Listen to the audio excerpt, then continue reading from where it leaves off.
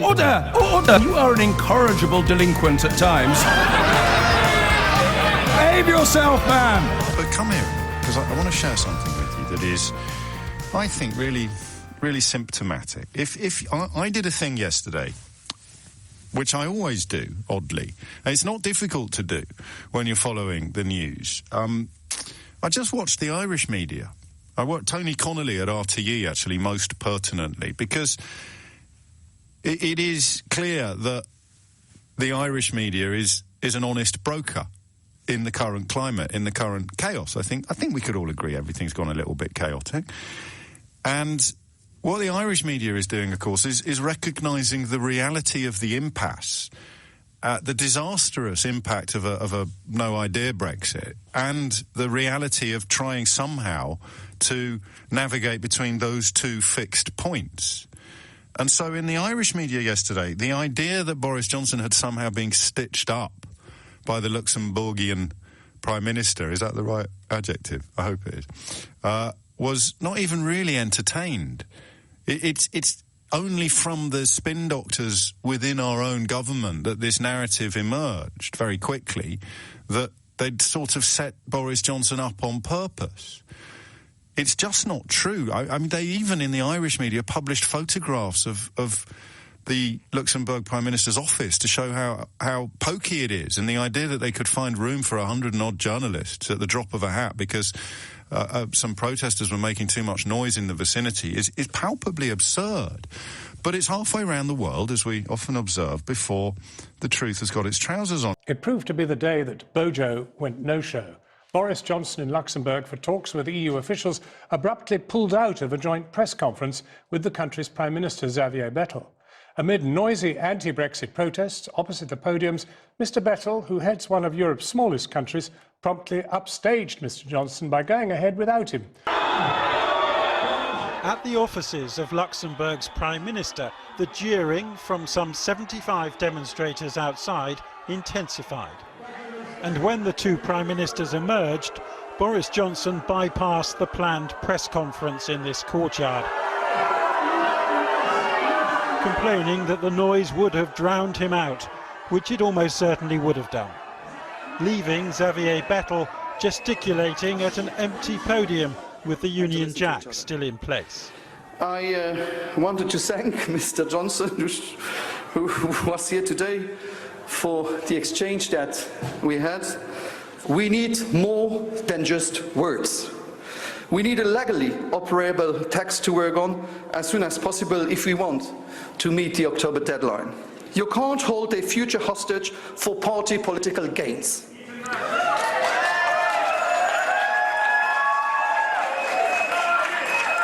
So now it's on Mr Johnson.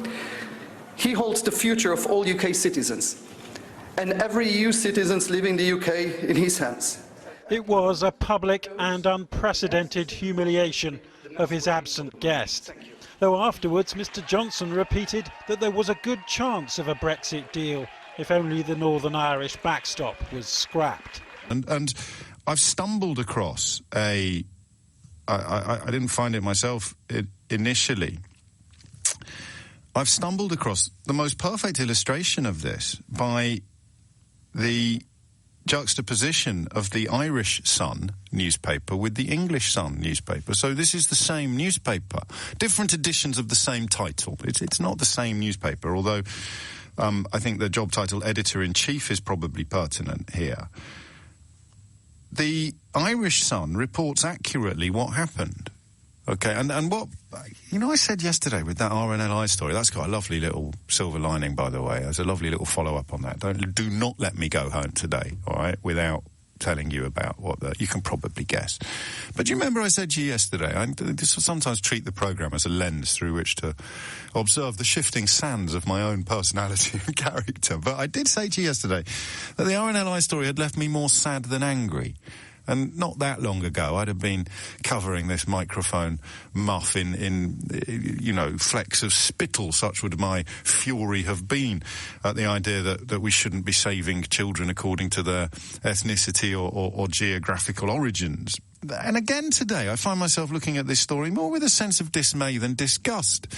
I don't know whether this means I'm scaling new heights of mellowness on a personal level, or whether there is just a sense of that old misattributed Einstein quote about the definition of insanity being repeating the same action again and again and again in the hope of getting a different result. But I'm going to point it out to you again in the hope of getting a different result from some people listening. This is the truth is that Boris Johnson left an empty podium at a joint press conference with Luxembourg's Prime Minister yesterday after walking away because of noisy protesters. I'm reading this out of Rupert Murdoch's Sun. The tiny Grand Duchy's leader, Xavier Bettel, soldiered on alone after British efforts to have the conference moved indoors failed, with local media saying there was no venue big enough. This paragraph 2 of the Sun's coverage, that line there at the end is I think, if you're interested in the facts, that is the most pertinent. Local media saying there was no venue big enough. So the Irish journalists report on the reality of the situation. Nobody in Ireland wants no deal, you see. This is the weirdest thing at the moment on this polarisation, is that it completely ignores reality, all in pursuit of a polarised fight. The local media said there was no venue big enough. I've also, like you, got a little voice in the back of my head saying, should we be talking about Luxembourg and the podium? Is that, did they do a calculation? What will play better at home? Claiming that we've been stiffed because we know who we can rely on to tell the story, to spin the line that we've been stiffed by the Luxembourgians. If we've got 70-80% of the newsprint media on side with this spin, that's probably going to play better at home than actually going out, doing the press conference, getting heckled by our own citizens who happen to live here. Because I think one point that has been overlooked a lot from yesterday is that it was British people that the British Prime Minister was running away from. The British Prime Minister was hiding from British people. It seems to have been missed in some of the coverage, and by some of the coverage I mean the coverage that spins the line. I find this fascinating. I hope I'm communicating, at least in part to you, why it is so fascinating, because here's the English edition of The Sun, right? And I mean English, not British, because Scottish would probably have taken things differently. But the last 2 paragraphs I read you came from the Irish edition. My thanks to the doyen of media correspondents, Roy Greenslade, for pointing this out. Luxembourg's PM was last night accused of a deliberately provocative attempt to humiliate Boris Johnson by hauling him in front of an angry mob. Wow. Now, technically, that's true. But I could say to you now that this morning my producer was accused of stealing all my biscuits and breaking my computer. She did none of those things, but if I had accused her of doing so, we could report this morning that she had been accused of doing that. Do you see what I mean? The second paragraph, an extraordinary diplomatic row exploded. Not really. Boris Johnson's people told some porkies again, and everybody else told the truth. An extraordinary diplomatic row exploded after Brexit talks between the two leaders collapsed into bitterness. A crowd of Remainer protesters gathered at the railings outside the office of the tiny European state's head and bombarded the British PM with boos on arrival. So the crucial line is local media said there was no venue big enough, and the request to the Luxembourgians to move the press conference was made too late. The reason why they had to leave the podium up was electrical. It was wired in, linked to the other podium that was left up. There were full and frank explanations available. And then, because you're on the side of the angels, you start wondering whether actually you're falling into the trap that the people you usually criticise fall into. You start wondering whether, am I seeing what I want to see?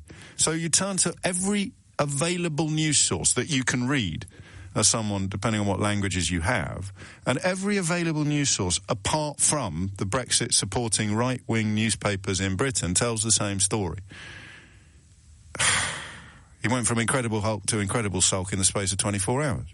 It's an irresistible line, that, actually. There was some dispute yesterday over whether it was the Invisible Man or the Incredible Sulk that best conveyed the scale of Boris Johnson's climb down. But again, I don't think these debates that we have matter much if we're debating conflicting realities.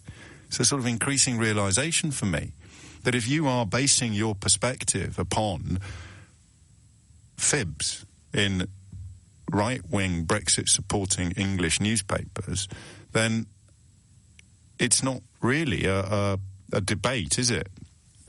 When I say to you, here's what really happened, according to everybody else. And remember that the Irish media is not Brexit supporting. The Luxembourgian media is not in favour of no deal. They're not basing their reporting upon how it will play out on the opinion question back at home. They're simply stating what happened. And it's what's the word I'm looking for? Dispiriting? I mean, where does it end now? He goes to Luxembourg. He's supposed to be laying down the law. He wasn't supposed to be negotiating with anybody until the British backstop in Ireland had been taken off the table. He's completely reverse-ferreted on that manly pledge. He's compared himself to the Incredible Hulk. He's arrived there. 75 to 100 protesters, mostly English, mostly British, are very, very unhappy with his performance as Prime Minister and with the course that he seems to have plotted. The European Union negotiating partners that he pledged he was never going to talk to are unanimous in their description of an absence of any substantive proposals. His friends in the media continue to claim that progress is being made or that proposals have been submitted. The people with whom progress is reportedly being made and the people to whom proposals have reportedly been submitted have no knowledge whatsoever of this. And it's not as if you have to take a crash course in Serbo-Croat to be able to read and hear this. The Irish media, you may be surprised to learn, is conducted almost entirely in English. Ditto Scotland, where they also get different front pages in the same newspaper, most obviously The Sun, according to what the proprietor and the editor-in-chief thinks the public are most likely to put up with.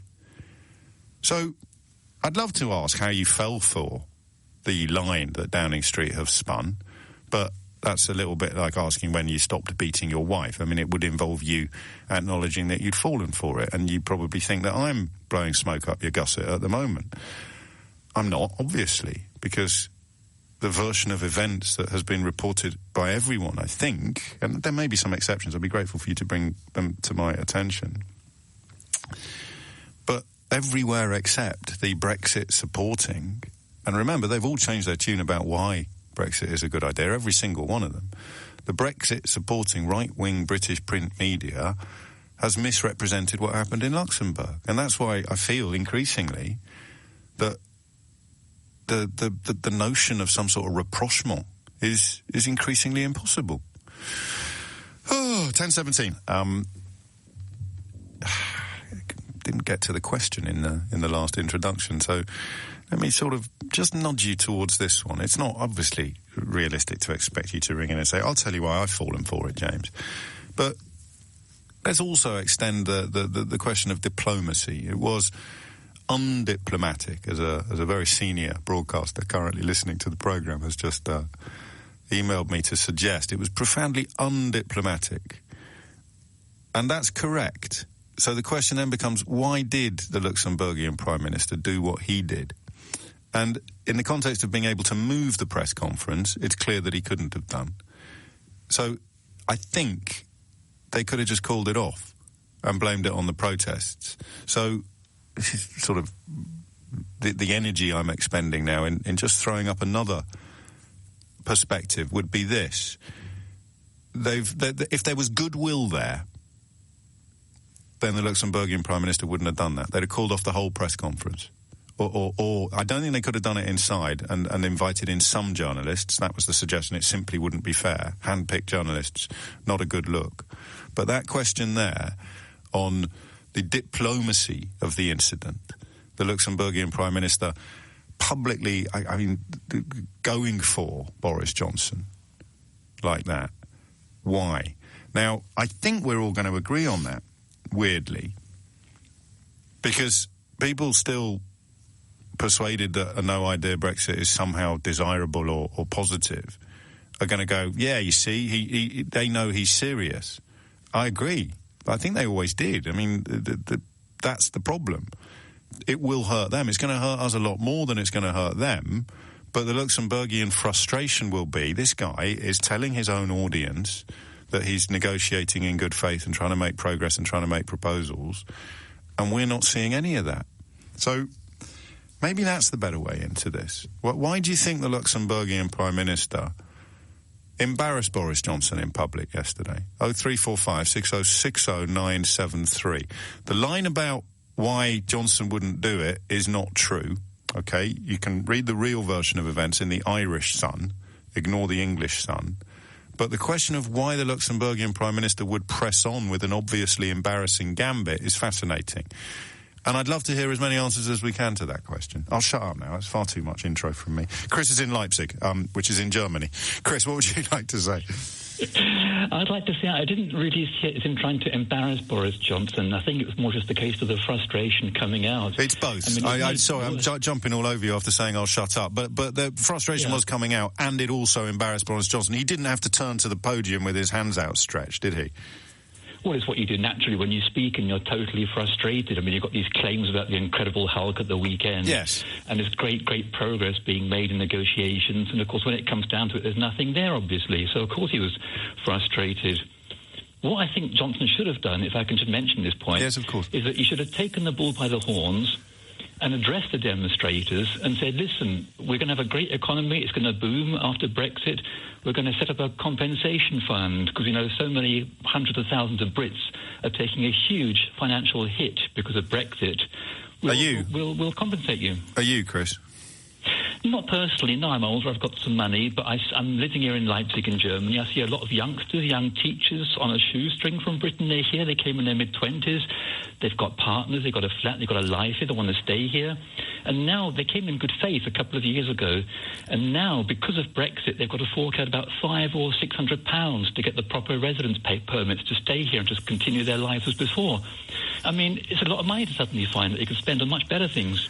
Yes, and of course, this is one of the things that you can expect the English print media to completely ignore in the coming days. And anything that is successfully addressed will involve expenditure, money, time, effort, people, and, of course, then having spent money, time, effort and people on fixing problems that are entirely self-inflicted, people will claim that predictions of those problems were somehow embellished or exaggerated. It's incredible, isn't it?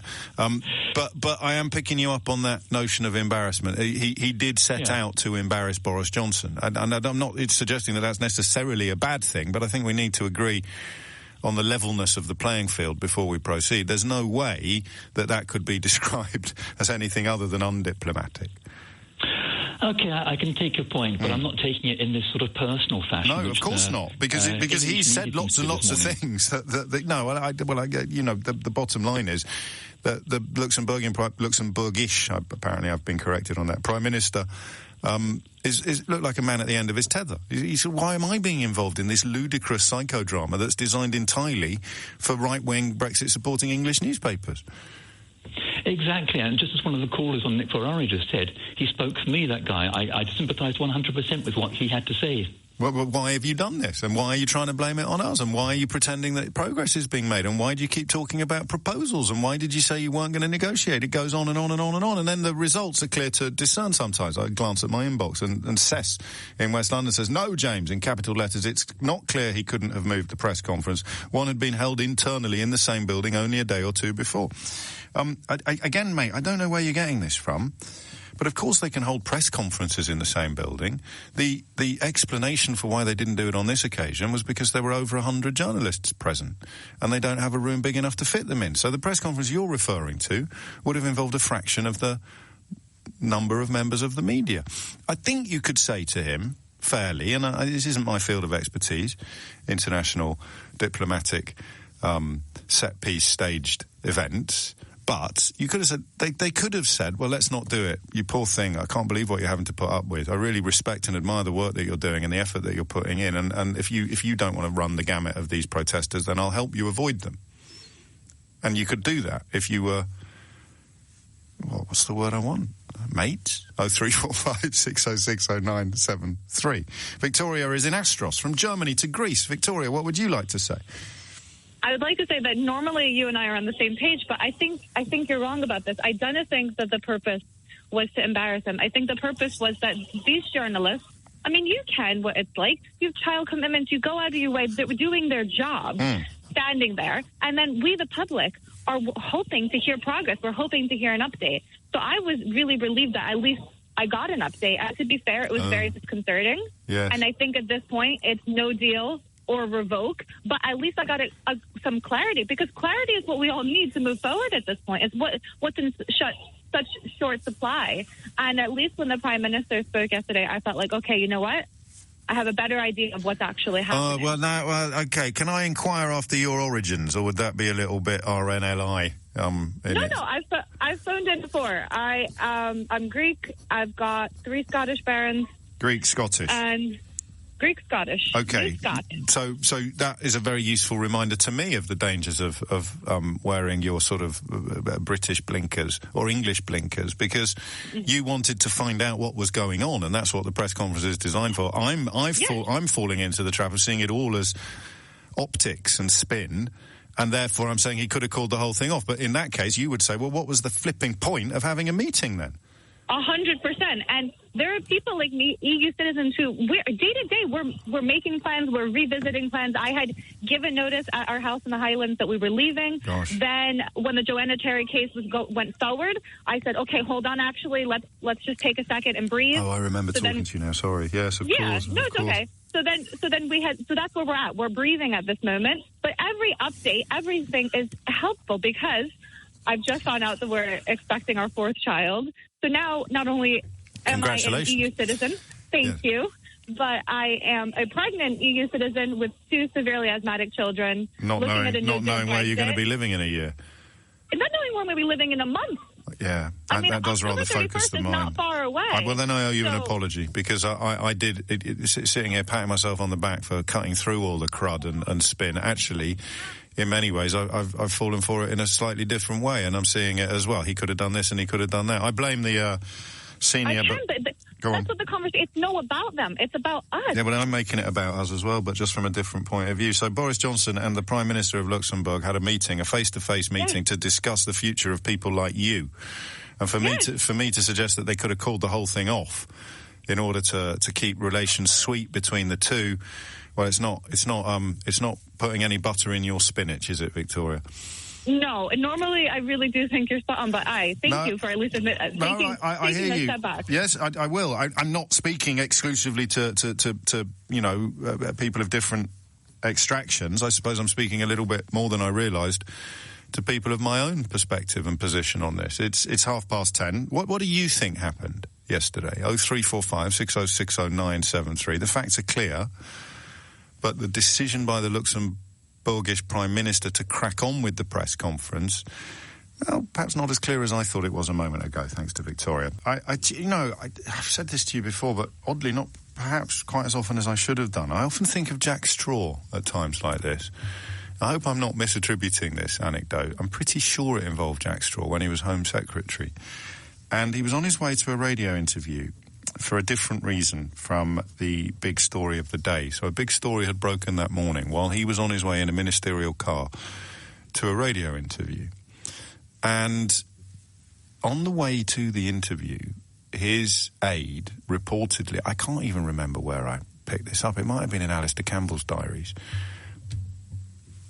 but the aide read him the story in the back of the car.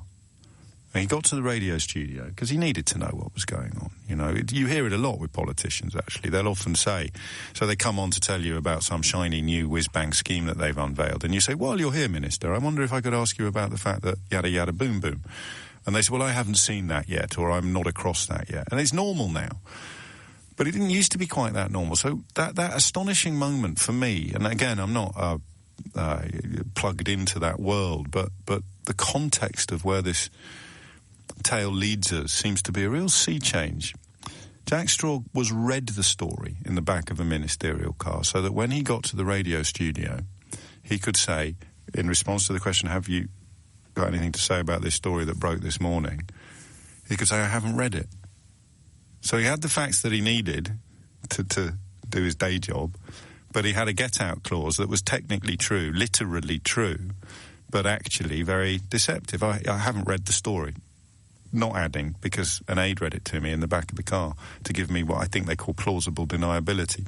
So I look at what happened in Luxembourg yesterday, and I do wonder whether or not they made a calculation. What's going to play better at home? If they both stand there, even if the protest hadn't been there, I wonder whether the protest gave them an excuse. Because what was clear was that Bettel, the Luxembourgian Prime Minister, has run out of patience. The clock is ticking. Do not waste this time, said Donald Tusk. And if they'd both stood there with Boris Johnson spaffing on about proposals and progress, and the people he's claiming to have made progress with and submitted proposals to standing there on national television saying, no, we haven't seen anything like that, I cautiously put it to you, that would have been harder to spin, harder to sell, and considerably more embarrassing than not turning up at all, claiming it was due to the protests, and, moreover, then blaming it on bad faith on the part of the Luxembourgish Prime Minister, who should have held Boris Johnson's hand and helped him out of a hole that he's dug himself into. And there, quite unintentionally and unexpectedly, is the whole of Brexit in a nutshell. Boris Johnson running out of patience, or people running out of patience with Boris Johnson's attempts to get them to dig him out of a hole he's dug himself into. Substitute Boris Johnson for the United Kingdom, the hole for Brexit, and the Luxembourgish Prime Minister for the EU. And that's where we are now. Quick call from Tom in Leeds, and then we'll catch up with Theo Usherwood about events that have just got underway at the Supreme Court. Tom, what made you pick up the phone? Hello, James. First-time caller, but regular listener for quite some time. Good man, thank you. Just my view on this is that I think yesterday was very much part of an agenda by Dominic Cummings and part of the plan. That I think that Boris Johnson is going around with an agenda and a narrative that's very light on content, very light on... Hang on. I mean, he didn't arrange the protesters, so... No, I don't think he arranged... What plan is it a part of, then? Well, I think the frustration from the Luxembourg Prime Minister and the fact that they came out of a meeting which ostensibly could have been a significant one from the EU's point of view. Well, I think that point we just stumbled on there is quite crucial. What would have happened if they had given a joint press conference? The Luxembourgish Prime Minister would have essentially laughed at everything Boris Johnson said, whether literally or metaphorically. Well, there is that, but he was coming out clearly frustrated. Yes, and, that's what I mean. Laughed or poo-pooed or dismissed. I don't mean he thought Boris Johnson was funny. I mean he'd have gone, I don't recognise the reality you're describing, Prime Minister. But Boris may have, come up with a different reason. But I still don't know where you get the idea this was part of Cummings' plan. I could see how it might have been a plan that was cobbled together in the context of the protest, but without the protesters there, they couldn't have pulled out of the press conference, and he didn't arrange the protesters, therefore, sorry to be pedantic, it can't all be part of the plan. But you're going to call me too Machiavellian here, but it'd be interesting to know where the person with the megaphone came from and whether or not they were part of... You think they were a plant? Possibly. Might have been Dominic Cummings in a latex face mask. That would be just going too far. Well, okay, all right, carry on. That would be going to, but on the basis of it, what the end result? Look, you're working back from the end result is that it's a very thin narrative he's got. He needs events. He needs public events to be able to support it. A very thin narrative. What can we tell the Sun, the English Sun? What can we tell the English Sun that doesn't make us look like absolute Herberts spinning around randomly now because Plan A has failed completely and we never had a Plan B? Absolutely, and you've now got the Leave side up. Supporting on social media yesterday as being nothing more than the actions of a... Have you seen anyone... EU? Yes, I haven't seen this yet, but I can second guess, just like yesterday when I could, with absolute confidence, state that they'd have found some backbench Tory to say, it's the Royal National Lifeboat Institute, not the Royal International Lifeboat Institute. Turned out it was Andrew Bridgen, of all people. Well, it was a turn up for the books. Have you come across anyone yet claiming that the Luxembourgish Prime Minister's response to Boris Johnson's useless handling of Brexit negotiations is a very good reason for why we should have left the European Union in the first place? Well, no. Well, set your stopwatch, mate, because they will be doing it by tea time, I guarantee you. Absolutely. But equally, then, you're sitting there with outside, you've got the Luxembourg Beethoven Appreciation Society just practising, walking up and down randomly. Yes. Seems a bit strange that everything seemed just too... All right, well, I'm not going to call you too Machiavellian, but I am not going to agree with you either, and we can part as friends. The question remains, of course, why did the Luxembourgish Prime Minister crack on with the press conference, and the answer provided beautifully by Victoria in Greece is that he is not there to speak to an exclusively British or even English now audience. He is there to speak to the whole of the European Union. So to call off a press conference in order to save Boris Johnson's pride would have been wrong on every imaginable level, I think. 10:43 is the time. Theo Usherwood is here. The Supreme Court is sitting. Events underway on Super Tuesday in the Supreme... of course. It is Super Tuesday. Super Tuesday. Go on. It is Super Tuesday. All right, Super Tuesday. In the Supreme Court, it is Super Tuesday. Yes. Lady Hale, who is, of course, the President of the Supreme Court, has just opened up. There are 11 justices presiding over this case. It's going to go on for 3 days. Possibly the result, the judgment from those justices on Thursday evening, Friday morning, and Lady Hale saying that they will preside over this hearing without fear or favour. That this is a serious and difficult question of law is amply demonstrated by the fact that 3 senior judges in Scotland have reached a different conclusion from 3 senior judges in England and Wales. The Supreme Court exists to decide such difficult questions of law, and we shall do so in accordance with our judicial oaths, without fear or favour, affection or ill will. It is important to emphasise that we are not concerned with the wider political issues which form the context for this legal issue. As will be apparent when we hear the legal arguments, the determination of this legal issue will not determine when and how the United Kingdom leaves the European Union. Boris Johnson prorogued, suspended Parliament for 5 weeks last Monday. His decision, he said, was based on the fact that he wanted to set out a new legislative programme for the country. That was what he told the Queen when he made that decision.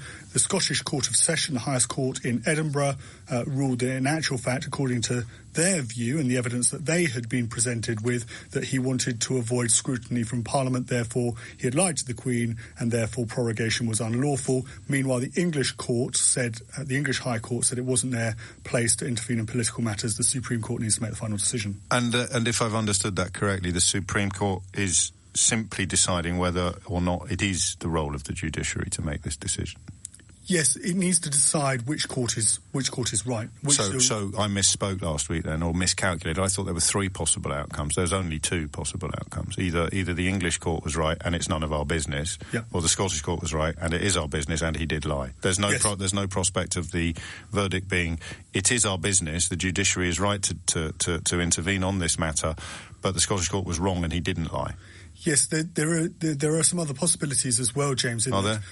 The Supreme Court could make a judgment about whether Boris Johnson lied, but then it could make no direction as to what should happen next.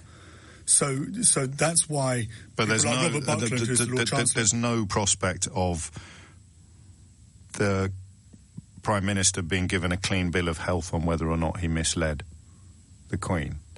Only on whether or not this is a matter for the courts. From my understanding, that would be correct. Okay, yes. well, I got that wrong last week, so my apologies. So the first case that's being dealt with this morning in the Supreme Court is that of Gina Miller's, the businesswoman's case. Of course, she lost in the High Court. Opening for her was Lord Panic. Identifying whether a power has been used for a valid purpose is a legal question. It is not a political question. It's a question for the courts. And the rule of law so demands. This court is not being asked to identify a list of purposes for which prorogation would be lawful, nor is this court being asked to specify what would be a valid period of prorogation. The court is being asked to answer the legal question of whether it is within the scope of the power conferred on the Prime Minister for him to exercise it for the purpose alleged. Tomorrow we will hear from the government. I was speaking to somebody within the government last week who described the Scottish decision as a Guardian op-ed, peace. So they're hopeful. They're hopeful that they can win this case at the Supreme Court. Winning would, of course, constitute the Supreme Court siding with the English High Court. I have also been speaking to some contacts about this, and I think we can say, given that it's a Supreme Court, not a trial by jury, so we're not in danger of any contempt. The government probably got grounds at the moment to be cautiously optimistic. That's the view within the government, that they have grounds on the legal case, that they have grounds to be cautiously optimistic, although they are prepared to be surprised. And they would be surprised if they go and lose this case. I was going to nick some analysis off a pal of mine who follows these things much more closely even than we do. And he texted me just before we came on air to say, I've just run my theory by Joanna Cherry, and she says it's complete rubbish. So I managed to avoid nicking someone else's analysis and passing it off as my own prior to being humiliated by events. That's lucky. I'm sure you're very relieved on my part. Yes. Many thanks indeed. We may well hear more from Theo in the course of the day. Well, in the course of the show, we'll definitely hear more from him on LBC in the course of the day. Back to the Luxembourg retreat. One of the great famous retreats in history. The retreat from Moscow, the retreat from Mons. I don't know, and now the retreat from Luxembourg. Remarkable scenes in Luxembourg yesterday. How else could it have played out, do you think? 0345 60 60973. The Germany correspondent of the Wall Street Journal challenges some of the extant narratives. He writes, serious European officials, Bojan Panchevsky is his name, serious European officials dismiss the idea that a press conference could not be held indoors, even in Little Luxembourg. They also see the speech held by the Luxembourg PM after Boris Johnson left as unnecessary hostility. This would not have happened in Berlin or Paris or elsewhere. There's an interesting exchange between him and a teacher at the College of Europe who has worked in governmental fields himself, challenging that idea, this notion they could have held it inside. If they did want to hold it inside, they would have had to exclude a significant number of the journalists present. I don't think that's under dispute. They could have cracked on and done it anyway. And also, I think it's clear that all of this stuff is agreed in advance. So it was the protests that provided the pretext for the withdrawal from the press conference. But I can't help thinking that it would have been even worse. It would have been unspinnable if Boris Johnson had stood up and said X, Y, and Z, and the Luxembourgish Prime Minister had stood up next to him on television and said, but none of that's true. So what we missed by getting caught up in the he said, she said, it's diplomatic, it's undiplomatic, is the content as opposed to the context. Am I right? We're all talking about the context. This is what Victoria in Greece brought home for me. My bad, this, mea culpa.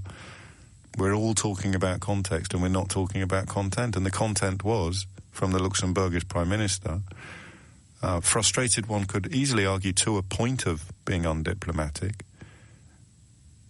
The content was, I don't recognise anything that you're describing for your audience back home. This was a Conservative Party's idea. Don't try to blame it on the EU. Luxembourg loses a chunk of change in the event of a no-deal Brexit on the old financial services front. They don't want this any more than anybody sensible wants it. But that narrative, which we did, I hesitate to use the phrase again, but we did tell you this would happen. They'll try and blame it on the EU next. And that's what they're doing. And when you look at the Irish Sun's report and the English Sun's report, you have, I think, the perfect gauge with which to measure the frustration of the Luxembourgish Prime Minister. I'd make another point as well. You know, when Angela Merkel or Emmanuel Macron were polite to Boris Johnson, when Merkel sort of went along with his rhetoric and said maybe you could solve it in 30 days, and he, I think disingenuously but quite deliberately, presented that to the British public via the English newspapers as being told you've got 30 days to fix it. It's not what she actually said. She said it could take 2 years, could take 2 months, could take 30 days. So when they're polite, it gets played out in the English media as progress and evidence that Johnson has got a plan. When they're impolite, it gets played out in the English media as proof of how petulant and arrogant the EU is. They can't both be true. And, of course, the other point to remember, Luxembourg is tiny. But they have a veto on any future trade agreement that we seek to strike with the entire market, with the whole union, just as every other member has a full power of veto. 10:57 is the time. Matt's in Greenwich. Matt, what would you like to say? Hi, James. I'm half British, half Luxembourgish. Oh, I'm a wow. dual national. Welcome. Yeah. And my parents, unfortunately not myself, my parents were actually at the protest in Luxembourg yesterday. And I'll tell you why they were there. Please. Now, a lot of people are finally talking about the British people who are in Europe whose lives are affected by Brexit. Now, a lot of people talk about the fact that a lot of those expats didn't actually get a vote. Of course.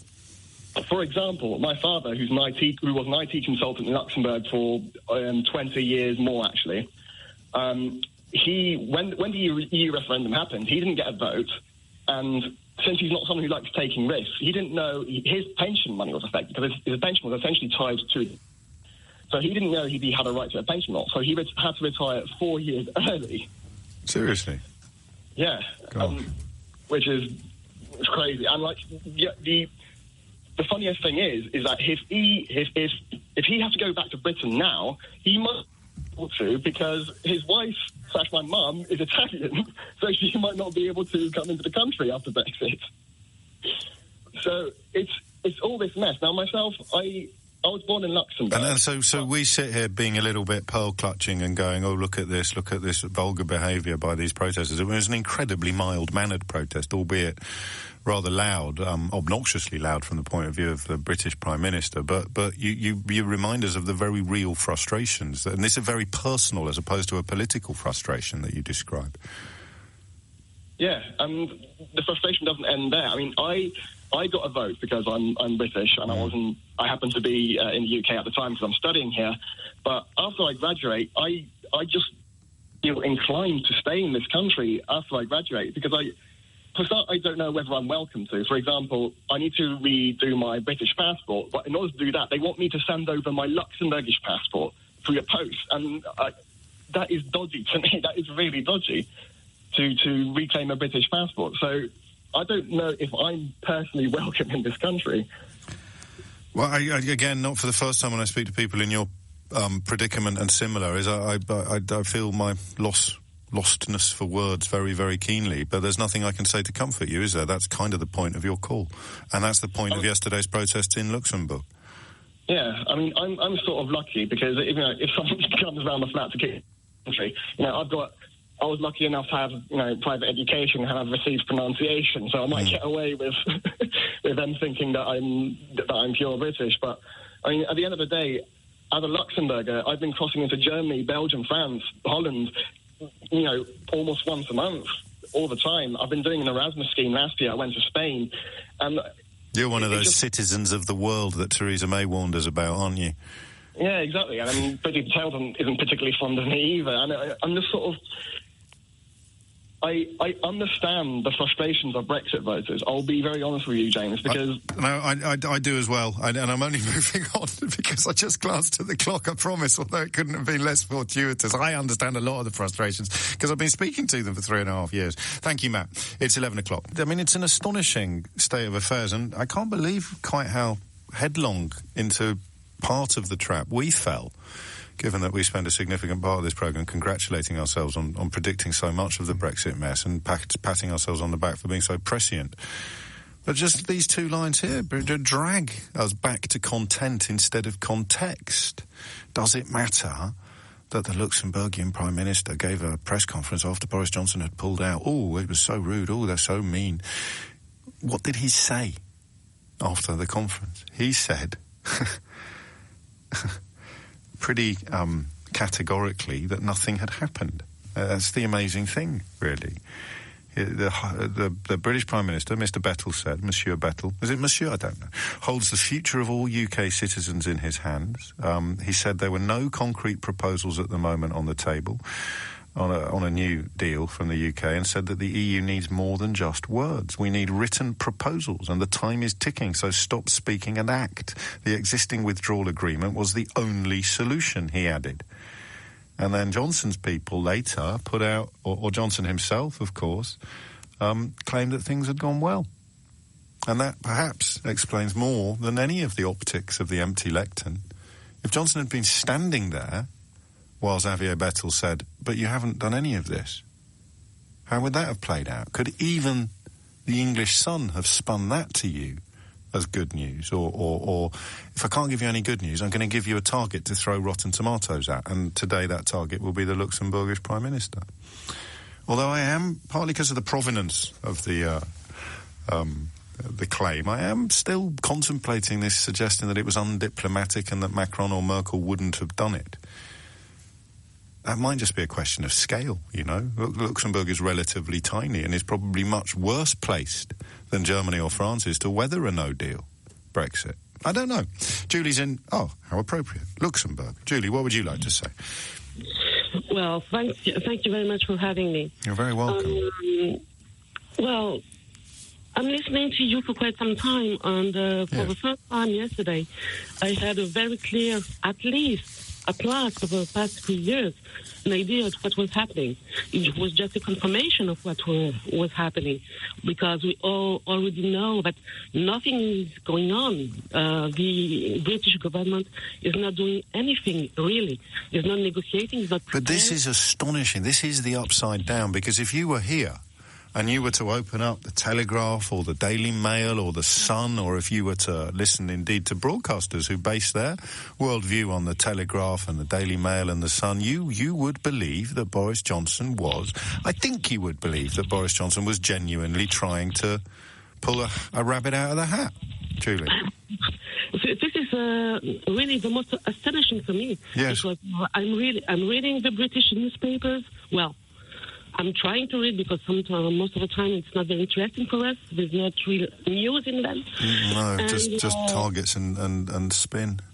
Yeah, no, I mean, the content is really not that real for us. It's not what we call information. And when we are listening to the radio, when we are reading our European media, it's really more, informative. And we know, we have a proof, just from the way our politicians are acting. They're not saying anything. If they're not saying anything, it means that there is nothing. Are you a Luxembourger yourself? No, I'm a French. I'm living in Luxembourg for the 20 past years. Okay. And I'm from ex-Yugoslavian origin. Oh, crikey. So you're another one of those pesky citizens of the world that Theresa May warned us about. Could you just tell me, just personally, as a resident of Luxembourg, and I think I'm finally getting the language right, the citizens, Matt's been in touch to say the citizens are Luxembourgers, they are Luxembourgish, and the language we speak is also Luxembourgish. So after an hour and 8 minutes, I'm finally getting the nomenclature correct. How did you feel when you saw the Prime Minister beside an empty podium? Frankly, for the first time, I saw Xavier Bettel really pissed off. Because usually when he's, we can meet him in the street here in Luxembourg. It's not a big country. Right. And it's really the kind of country or city where you go in the street and you can meet the mayor of the city, of the capital, and just shake the hand and exchange words with them. And the same with Xavier. He was expressing the view of many of the politicians of Europe. And possibly by dint of Luxembourg status, we had to lose a little bit of your contribution there because you employed some rather Anglo-Saxon language that I'm not allowed to countenance on the radio. So if anyone worried about... No, don't worry. Everyone will be... I was really very annoyed. Now everyone knows roughly what it was that you said a moment ago. And that maybe has something to do with Luxembourg's size and status in that he feels he's got nothing to lose in the public expression of impatience and frustration, whereas France and Germany still hanging on in the hope that some sort of rabbit does get pulled out of the hat, even though the rabbit is going to be almost identical to the rabbit that Theresa May tried to sell to Parliament on 3 separate occasions. Julie, thank you. 11:10 is the time. 0345 6060973 is the number that you need. It's just an almighty mess, isn't it? And any hopes at all that we might be moving away from the mess towards some form of certainty, they like to say, or compromise, or rapprochement even, which we fondly dream of, Boris Johnson seems to be taking that prospect further away. And what happened in Luxembourg yesterday was the British Prime Minister running away from British protesters and trying to blame it on a foreign Prime Minister. John's in Bristol. John, what do you think? Oh, hi, James. Yeah, Hello, John. I watched it yesterday on the telly, and there's about 40 or 50 mainly British protesters. I think it was a bit more than that, to be fair. Closer to 100, 75 to 100, I'm told. But, you know... Oh, right. Well, these are details. I listened to a caller yesterday who was there, a lady who works in an orchestra, and a lot of the protesters were like British musicians or who work in the orchestras and stuff. All very polite, and they were loud. But the thing is, I completely sympathise with the Luxembourg Prime Minister. He was spot on with what he was saying, and I could hear his frustration as we're all hearing, because we know that Boris is a liar and a cheat and a coward, and he basically stood him up. I can let that pass. He didn't come to the lectern, and the thing is, you can't just take it. I should stress, Boris Johnson would probably deny. Boris Johnson would probably deny that he's a liar, a cheat, and a coward. I'm genuinely. I mean, he would, in the same way that he denied he'd ever used the word "spaffed up a wall" to describe police expenditure on historical child sex abuse inquiries. But we digress. Yes, yeah. Well, and the thing is, you're talking over 100 journalists and TV crews as well. You can't just take that into it. They didn't have a room big enough. You can't just... That doesn't happen in 5 minutes. And the thing is, if you got... Surely they could have just said, like, OK, they get to the lectern and say, OK, guys, just turn it down a little bit while we talk. You know? But they wouldn't have done, would they? It'd be like Steve Bray outside Parliament. They want to be heard. They want to disrupt the... broadcast. But the thing is that I can understand their frustration, because they're not. He keeps saying that we've got all these great. It's all going really well, and we've got all these proposals, but there's no written proposals, and the frustration came out. And I hear that the Luxembourg Prime Minister that's out of character for him. He's usually very I do as well. Yes, so he's reached the end of the tether, probably when being told we won't do the press conference, because he may even have been quite looking forward to saying to Boris Johnson, "How can you say this to your people?" He kept referring to the British people. How can you say this to the British people? I was in the meeting as well, and this isn't true. You didn't put anything on the table. There are no proposals. There is no progress. Exactly. So then their job, how do we get out of this with our trousers still on? Answer is we climb out the back window, and Johnson may well have experience of this in a non-metaphorical sense. You climb out the back window and the husband comes in the front door.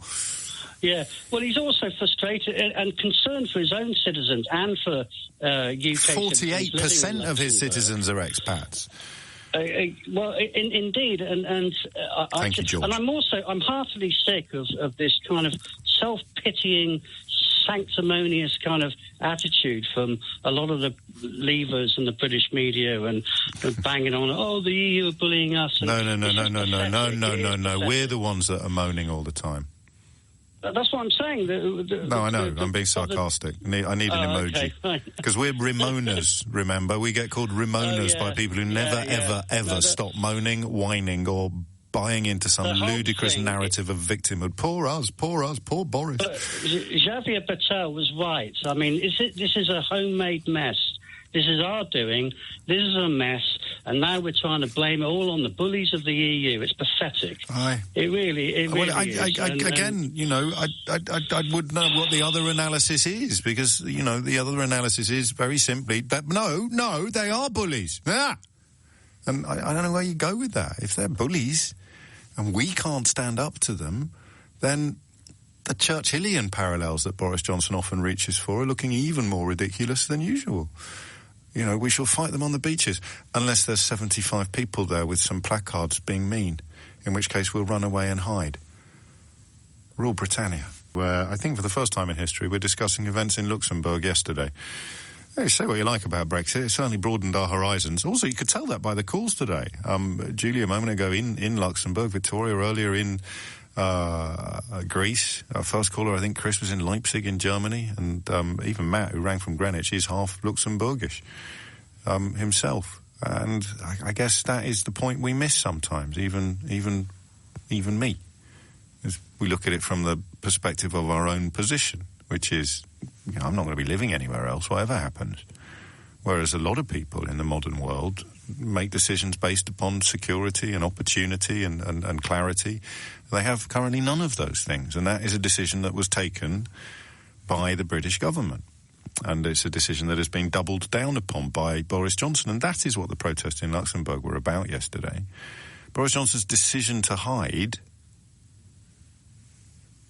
I guess, is open to a little bit more interpretation than the motivation of the protesters. So I invite your interpretation for at least another 10 minutes. Why do you think Boris Johnson hid yesterday from scrutiny? 0345 606 0973. And I'll say it again, if they really are great big bullies and meanies, it doesn't really say a lot for Boris Johnson's Churchillian aspirations, does it? That he couldn't even stand up to them.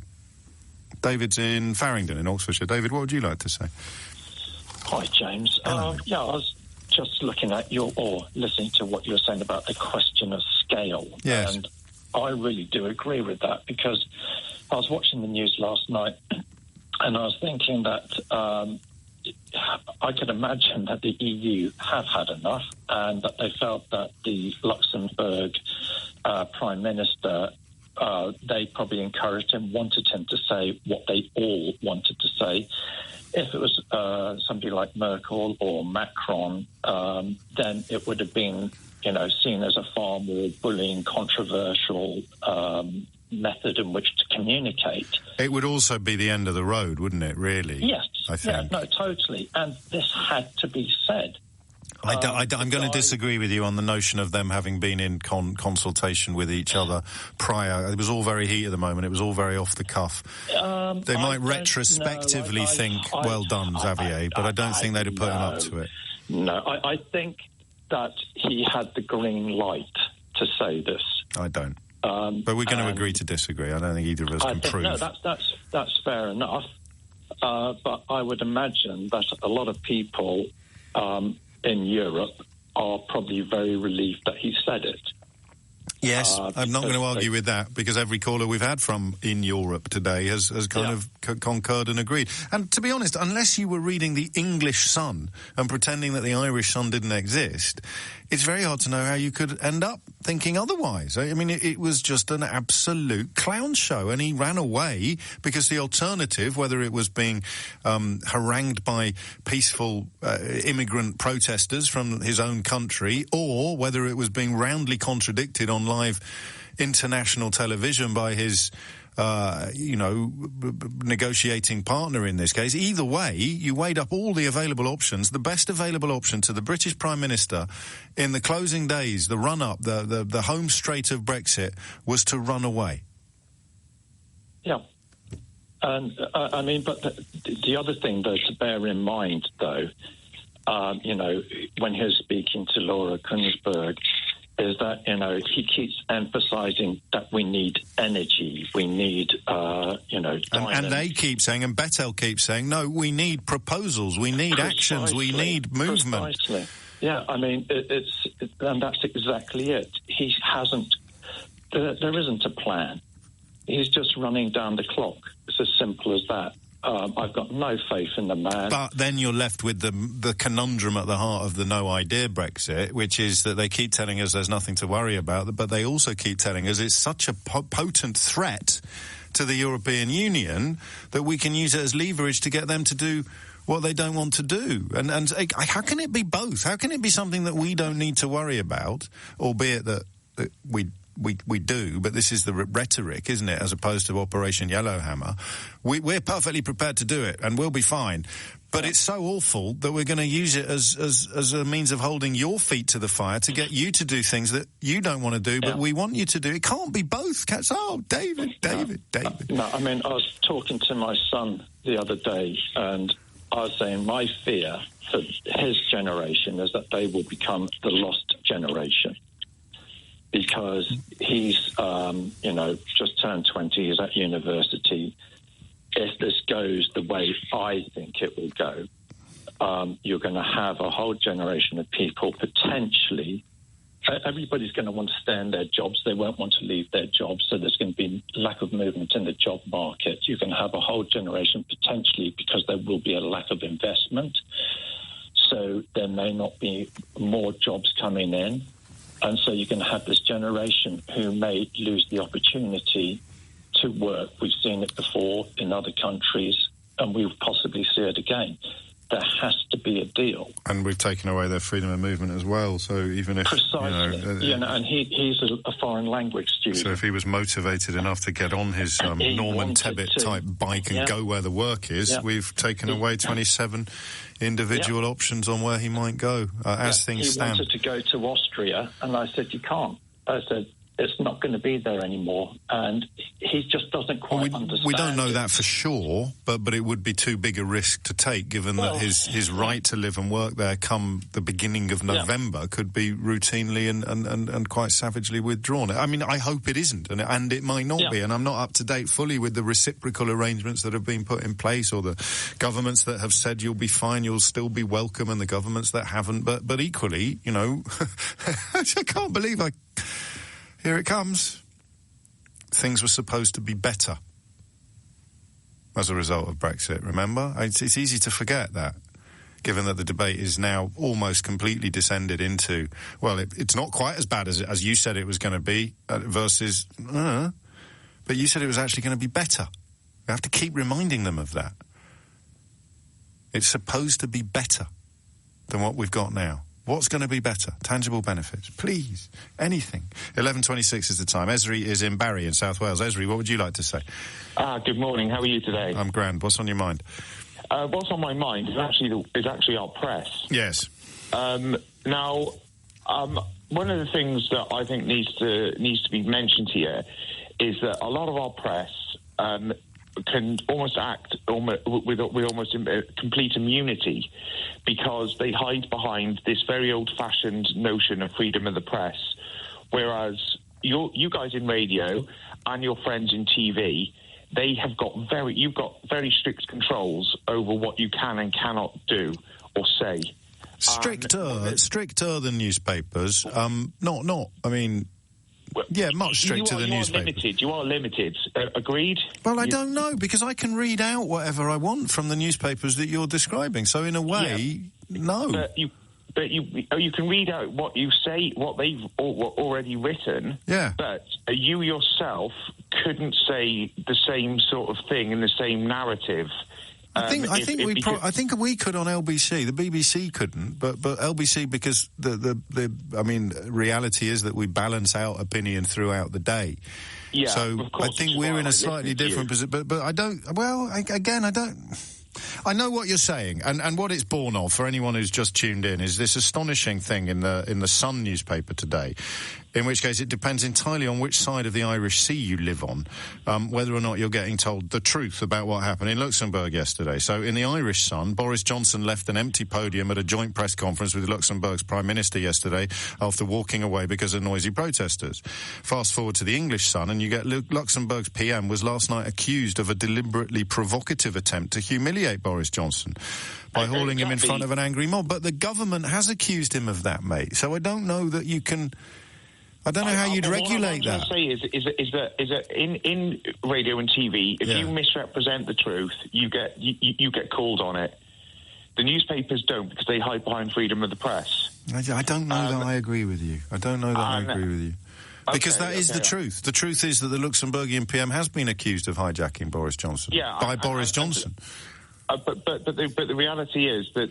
I think the better examples, if you went to the Mythbusters section on the EU website, or various other people have put it together, stories that they printed that were simply not true about whatever it may be, from rocking horses to bananas and crisp flavours and 3-pin plugs and salt and vinegar wrapped crisps, all of those things, the withdrawal, the denial, the admission of truth should have been at least the same size as the original calumny. Exactly. So I'll give you that. Where are their sanctions? Why? Well, there aren't any. Exactly, and this is the thing that infuriates me a lot about the way in which our press is allowed to build up these people, like our Prime Minister. They've done it to others as well, in this almost cult of personality. They're allowed to misrepresent things whenever they wish, because these newspapers, they no longer are owned by small families like they once were. Well, They're owned by these massive multinational corporations, many of which are very frightened of Britain staying in the EU because of what's going to happen next year, which is the EU's new tax regiment that is going to get rid of all these tax havens. If you're B Sky B, for example, and the Sun and B Sky B, they're owned by the same company. But they're not anymore, you see. So I am late for the news, and you may... Well, they're not now, though, so I'm moving on only because I'm late for the news, and I sense you may not be a massive listener to this programme. I promise you that most of what you say would be warmly agreed with, but not all of it today, Esri. A couple of flaws in your analysis, but the central question of how on earth people in this country are still buying into the idea that what happened yesterday is evidence of anything other than Boris Johnson running away.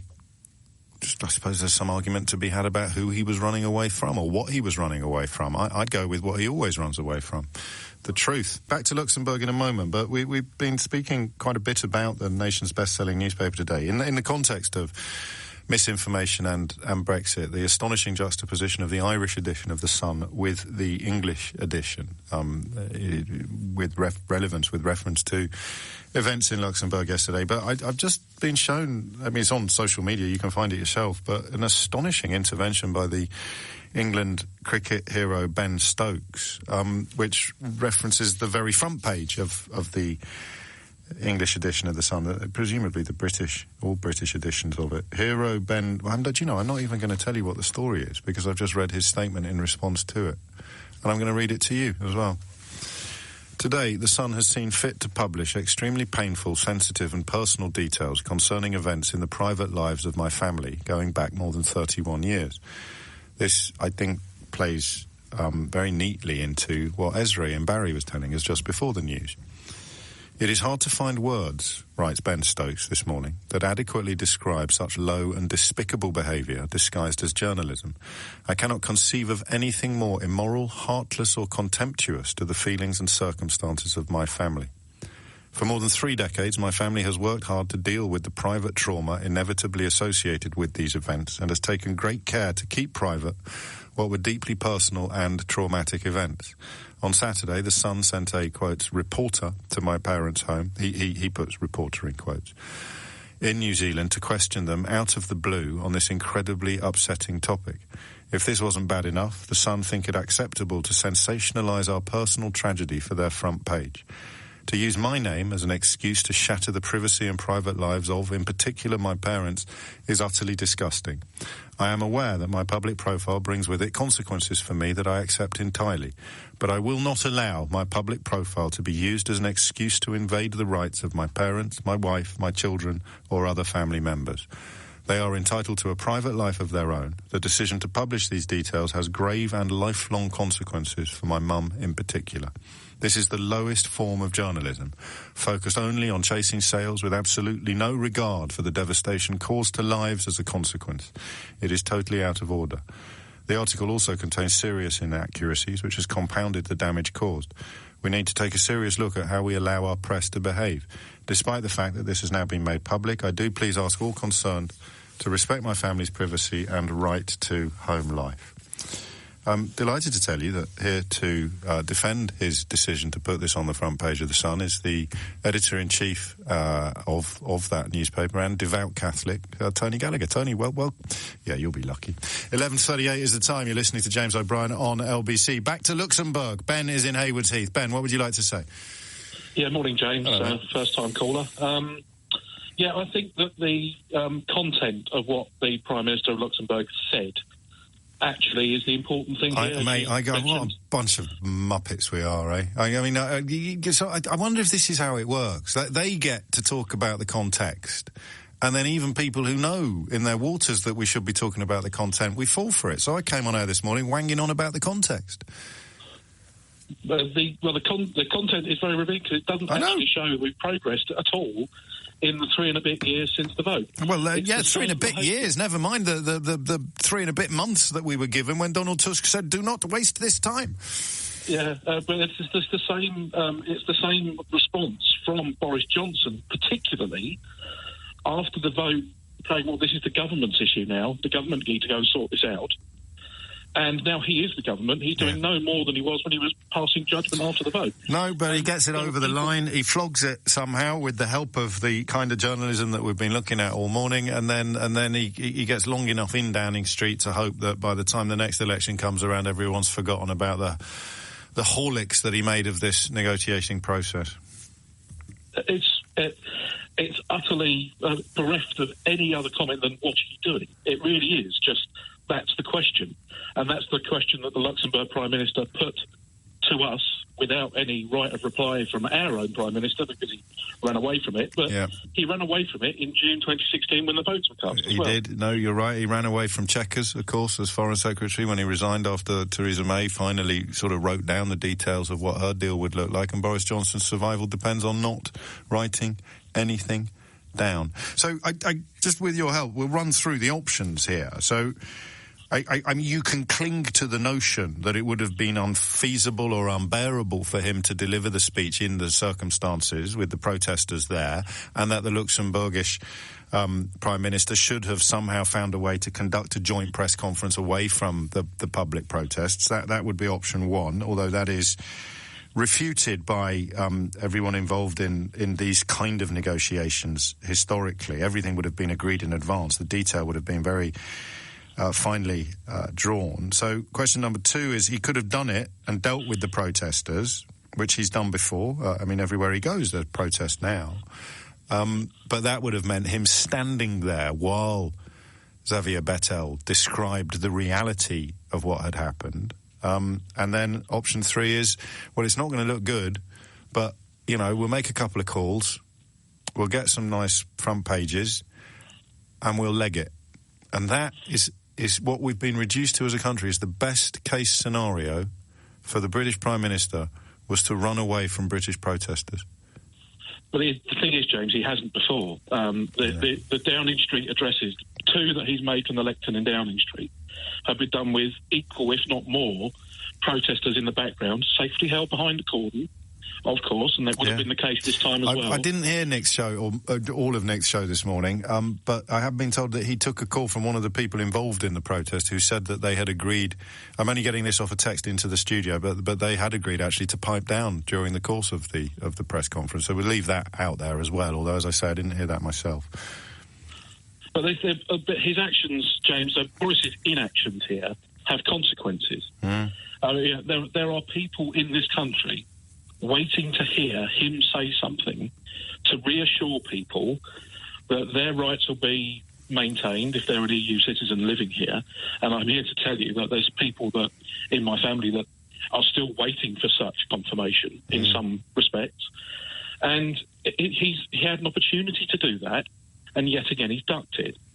Now, even if it was that simple, even if it was just that subject that he had to talk about, even if it was just that, then why haven't you? Yeah, because it would literally have been him saying, we're doing this, this and this, and then the Luxembourgish Prime Minister saying, no, we're not. No, you haven't done any of those things. And they would have also agreed not to have a press conference after the Juncker meeting earlier in the day. That all of this stuff is choreographed and agreed in advance. So, I mean, there's no silver lining here, really, for the Prime Minister, except the one that has been fraudulently constructed by his friends in the press. Well, yeah, that's a whole other subject that's been going on for some years. But the optics matter here now. You know, we're down to the nitty-gritty. There is no way of discussing this in a political forum other than the forum that Boris himself gives us, and he denied us that opportunity yesterday. And again, he's also closed Parliament, which historically would be the forum where all of this got discussed.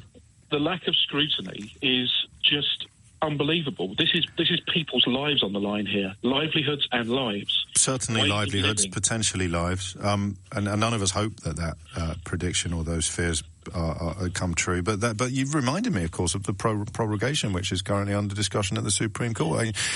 I could accuse you of sounding hysterical off the back of one press conference being abandoned by an apparently cowardly Prime Minister. But of course, he has also closed Parliament, so the thrust of your argument that he is doing anything to avoid scrutiny is almost irresistible, isn't it? Because you could say, well, at least he's not shut Parliament. That would really prove that he doesn't want to be asked questions or in any way held to account on these issues. And there he is, asking stuff publicly, and no one's allowed to question him.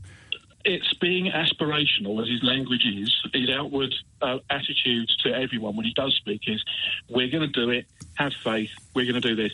But every action that he makes when he's due scrutiny argues opposite. Because of the wonderful things he does. No, not because of the wonderful things he does, but because, of course, in Parliament or in a press conference in Luxembourg, as opposed to in a very carefully choreographed public appearance in front of a JCB digger that's been set up and organised by the fellow that runs JCB. And that we need to look out for that, don't we? Because you will see these public appearances that look accountable, but actually aren't, because, people have been ordered to turn up, employees have been corralled into the room, the press is kept very much at bay. That was a proper hardcore, old-fashioned press conference with over 100 international journalists there, desperate to compare the two positions. Johnson says things are going swimmingly, everybody else says, mate, we do not recognise what you're talking about. How do we get out of that situation? Oh, thank God, here are some protesters, let's pretend that they have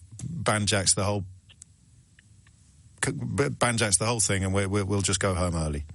Yeah, just wait for his appearance in a certain pub chain, James. I think that'll probably be the next move. It'll be you never know. A cheap pint or two, a pint of Johnson, and lots of a pint of Johnson. Yeah. I'll do a celebratory memorial pint. 11:45 is the time. He's gone. I've talked about this for a lot longer than I expected to. Actually, it's also worth pointing out that the language that Johnson uses, like big girl's blouse, or getting somebody to put a picture on the front of the Sun of Jeremy Corbyn's face superimposed onto a chicken, or all of this talk of being the Incredible Hulk, ridiculous. And yet, if I was advising Boris Johnson, I think I'd have told him to do what he did yesterday, because I can't think of an alternative that could possibly be construed as better.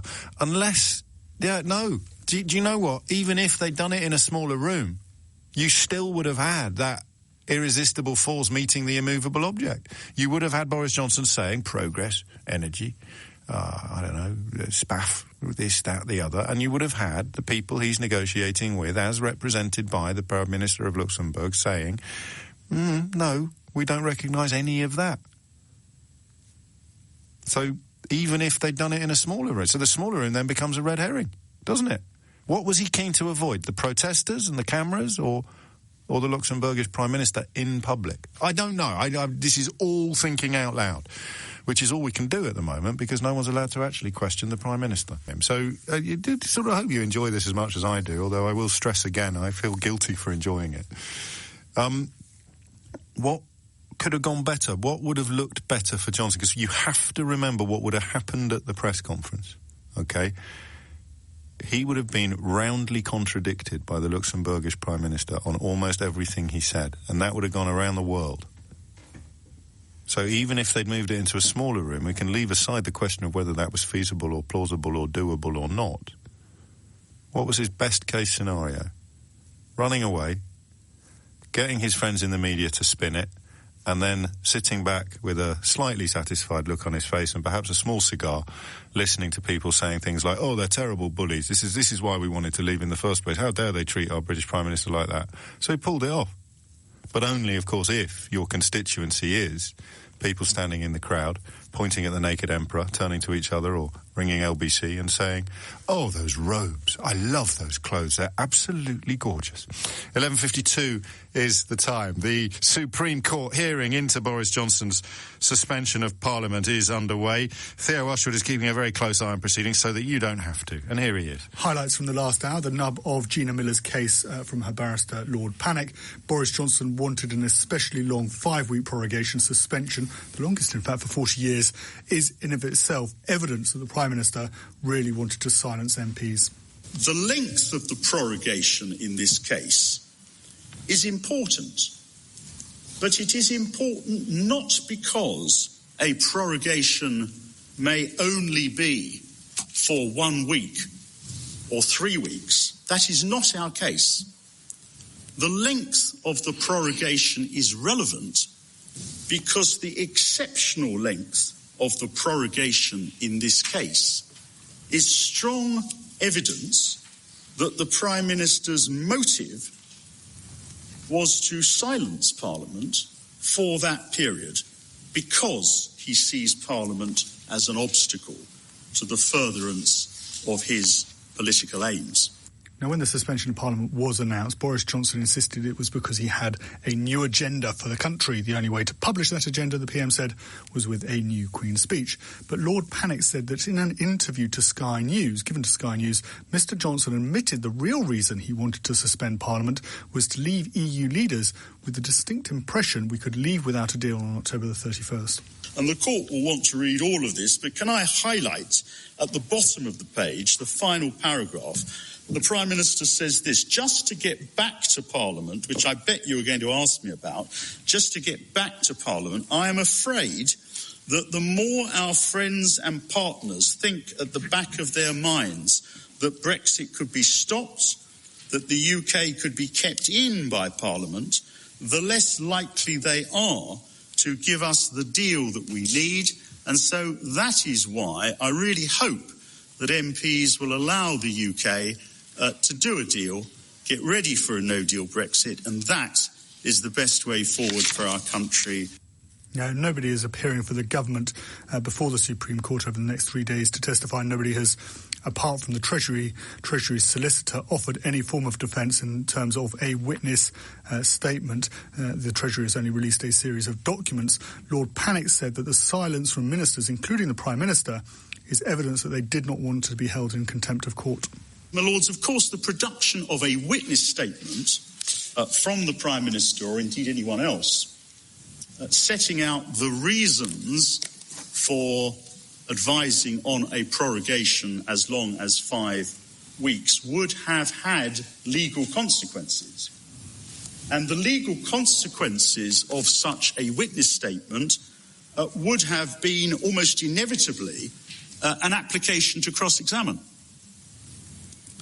The legal consequences would also be that it would be a contempt of court, of course, for such a witness statement not to tell the truth.